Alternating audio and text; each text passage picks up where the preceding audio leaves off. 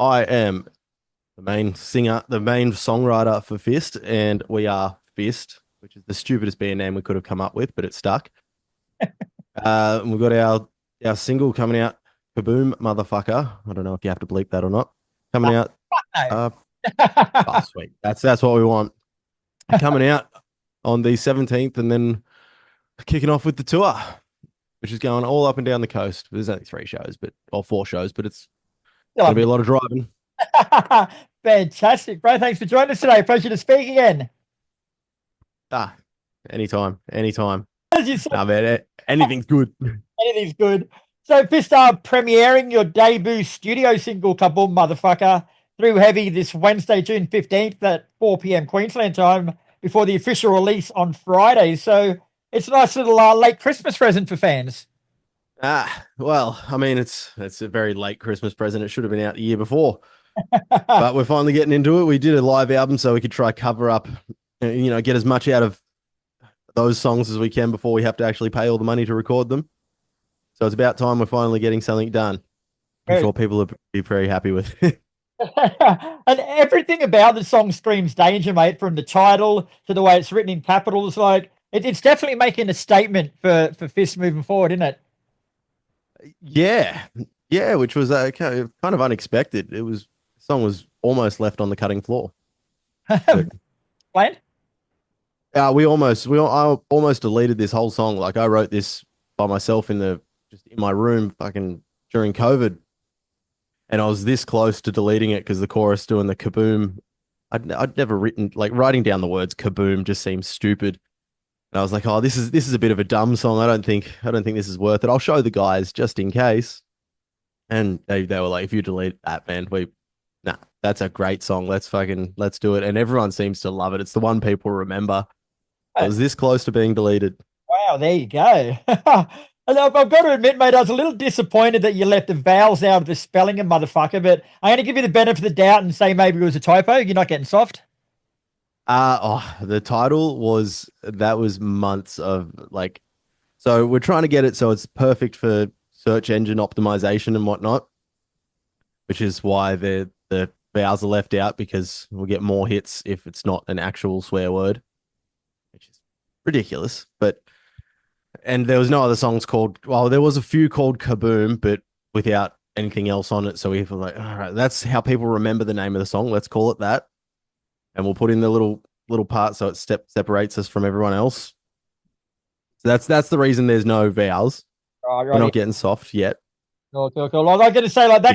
that could be the real reason. Let's go. The official reason is because the vowels weren't working on your keyboard, and that way you. Yeah. We buy the single. Send us money because we need new keyboards. Tell us a bit more about the song from a musical point of view and what you were going for with it. Well, originally it was called Hindrance because I was writing a short EP and it was the last track on the EP, and I was like, I need something, and this thing has just been an absolute hindrance to me. That's what I named it for, and I wrote it in like probably 2-3 hours, the whole thing pretty much.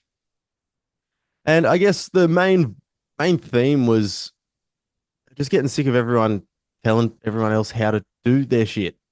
Like it's very much like we'll do it our own way. Like I'm sick of all how it's all supposed to be done and all the rules behind all songwriting and shit like that. It doesn't have to be. You don't have to be set in stone. Like if you're a metal band, you don't have to just play metal songs. You can do other shit. Makes it interesting. So it was very much a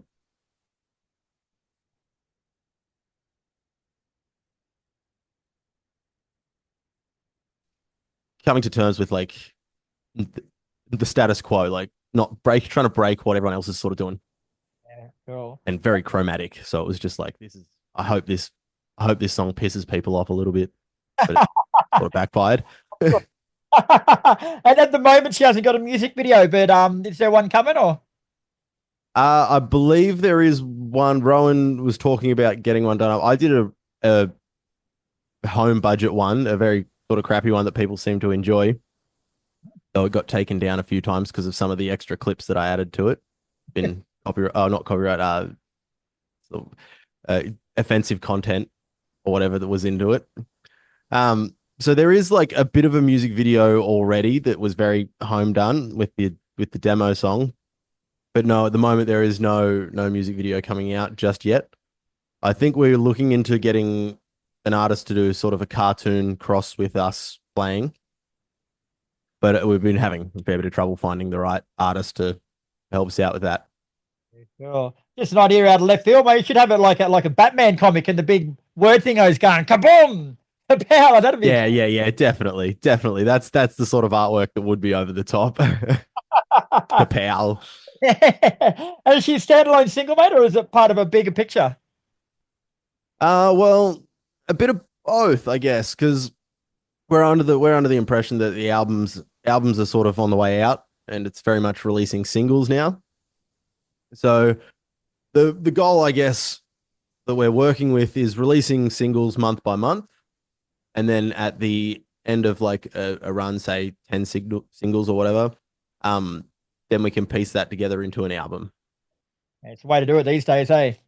Yeah, and get it mastered separately after the fact. Yeah, Because you cool. know some songs might not make it, but singles I think are the way to go, especially nowadays. Because People haven't got the who attention. sits down to listen to an album? Right. Right, indeed. Now, yeah, people out there, like, they might hear or they might read that this is your debut single and just assume that Fist still have your musical baby teeth, mate. But you've been touring extensively live since June in 2023. Like, was there was there a reason why you decided to tour heaps before you put the music out? Like most bands put music out then tour for it, but you've done it ass about face. Um, oh well, I've always thought that the songs change quite a bit if you play them live. Well, for us, they always have. They've like, we play them live 1,000 times, and it's like, okay, some things here are really working, some aren't. So we wanted to make sure we knew exactly what we were going to put it down on onto like onto paper, so that at the end of the day we were happy with it and things wouldn't change. But also being broke musicians is a big part of the reason. Like it's expensive to get shit done. Well, if you want it done really well, and doing all those gigs was able to give us like because we $150, you know, $250 split between the three guys. It doesn't really. We're not in it for that. Yeah. So we just put all of our money back into a band fund, and we just saved up for the time, like over all those shows, and made sure we had our chops. So when we went into the studio, we knew what we were doing. Oh. So, but by the time you get in the studio and record all those songs that you've been playing live for a long time, like how much have they changed from when you first started and you've taken them live? Some of them don't change at all. Some of them will change. Some of them will completely scratch and get rid of because they just don't work for us. But for Kaboom, I think that stayed pretty much the same the whole way from demo to release. Except for the vowels. But yeah, except for the vowels. Sorry. No, you're right. You're right. Yeah. So that one definitely didn't change at all, really. And honestly, probably yeah, not too many change that much, but there's definitely some things that it's like because I write a lot of the songs and I will bring them to the band, and the guys will learn.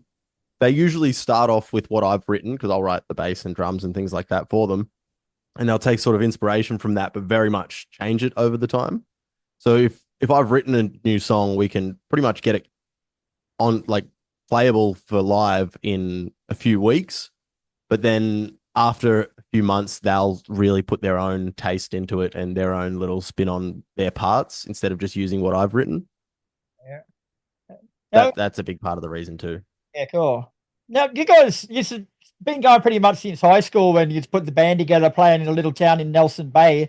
You sort of gone through the whole lot. You've decided to make music your career. Like it's a couple of years on from it now. Like, was it easier than you thought it was going to be, or was it harder? Or Oh, I mean, bits and pieces.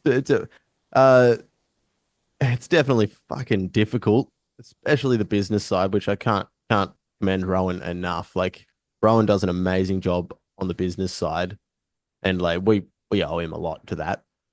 That's been like we've only really he started knuckling down, I guess, about June when we started doing lots of gigs. He was like, I'm over this. I'm getting too old to be telling people I'm in a band.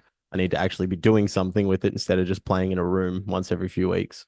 uh, So yeah, and I mean, I've been writing music since I was in high school, so I've always thought that, you know, well, my songs are the best. I'll get famous one day without ever doing anything. And now we're actually doing something so that we can actually have a better chance at that.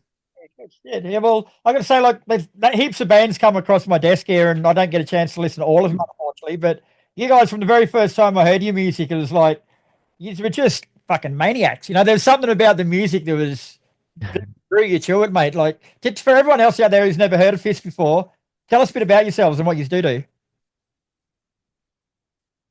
has always been a tough question. The what genre? What do we sound like? I don't give a fuck. Uh, So just your approach to music and your ferocity and it's like, fun, yeah, fun. yeah. Like a lot of bands, too many bands get up there and they're like, "Oh, this next song's for anyone who's been through heartbreak," and they get real serious about it. And it's like, I don't know you well enough to fucking connect with you on that level. I'm here either just at the pub having a few drinks, or I'm here to have some fun. So that's been 100% the focus the whole time is have fun, put on a show where people can have fun. So like if we're not perfect one night, we make a few mistakes, it doesn't matter. We lean into it. And same with the music. Like when we write it, I'll listen to it a bunch of times in the car and like, as after a demo's done. And if something's not working, like if I get bored or I feel like I'm not paying attention, my brain picks up on that and I go, okay, there's something here in this song that's made me lose interest. I need to figure out how to just retain interest, make the songs as fun as possible, and make our live shows as fun as possible. And that's the compliment we get the most. People tell us we're a lot of fun. It might not be the best band, might not. We're fun. That's the main thing. Our shows are fun. There you go. And people have got a chance to see that for themselves starting this week. You got a show in Sydney on January the 17th, which is this Friday. The coming weeks, you're hitting Canberra, Central Coast, and Newcastle, mate. So, what can people expect? Like, we've got the fun aspect, but what else can people expect when they come along to get fisted? Variety Variety? and plenty of dumb fucking jokes. We that's the reason the band's called Fist. The content writes itself. Like, we say that at the end of every show. We've been fist and you've been fisted, or you've been a bunch of loose assholes. The jokes write themselves, and probably they can expect a bit of comedy as well. Definitely. Where can people like find out more about the band themselves or listen to your music you got coming out? It's the best place. We are on all of the socials. The best one at the moment probably would be Instagram. I think that's the one that gets the most attention from us because we're old now and TikTok's kind of difficult for old people.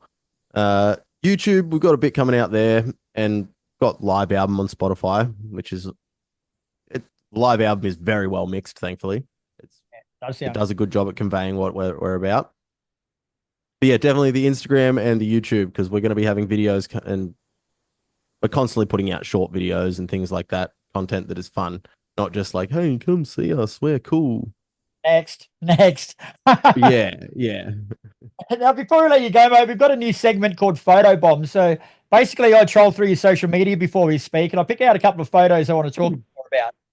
So with you, I found this one. I want to know, was this taken at the start of the bender or after it? That would have been at the start. Yep, that was definitely at the start because the idea was, oh, make sure you're wearing your nice clothes. We've got to take band photos. And taking band photos sucks. Like, stand in line with three of your best mates and look serious. We can't do that. We can't do that at all. So it was like, let's just get on the beers, get on the piss, and we'll see what comes out of it. Hopefully we get some good photos. And don't worry about the photos. What happened after that? Where did you go and what did you do? What day was that? That's out the back of Rowan's apartment. I think we just we stayed at his place and just got hammered after that, I'd say. There's a lot of those nights though, so it gets a bit. Two of those bins were full of beer bottles by the end of it. Yeah, well, they're the fish and chip shop bins, so they get pretty mad at us when we fill it up. All right, I found one more photo for you, and I want to know: have you got any more photos of this night? Because I reckon it would have been a perler. Yeah, I'm going to be completely honest with you. That one was all Rowan by himself, so he had a solo night doing all that. Part of fisting. Yeah. We've got a couple of big rubber fists that, well, they're his property. We don't use them too much, but they come out for shows, and I'm sure he used them that night a bit. But I think we should actually come out with real lube. Like, that's a fake bottle he's done up for the photo, but I reckon we should start selling real fist lube. Second time you've disappointed me in the one interview, mate. Fake lube. Well, I mean, the idea is that our lube that we sell is just Rowan's spit. So it's not really fake, but it's not the best quality. All right. Well, unfortunately, we're on next rated show, so we're gonna have to pull it up there, mate. But the single motherfucker is out officially on Friday. Check it out through Heavy from 4 p.m. on Wednesday afternoon, mate. And thanks for your time. Wish I'll Fuck yeah. time you come to Brisbane. Make sure you let me know. Will do. We'll get a mailing list going.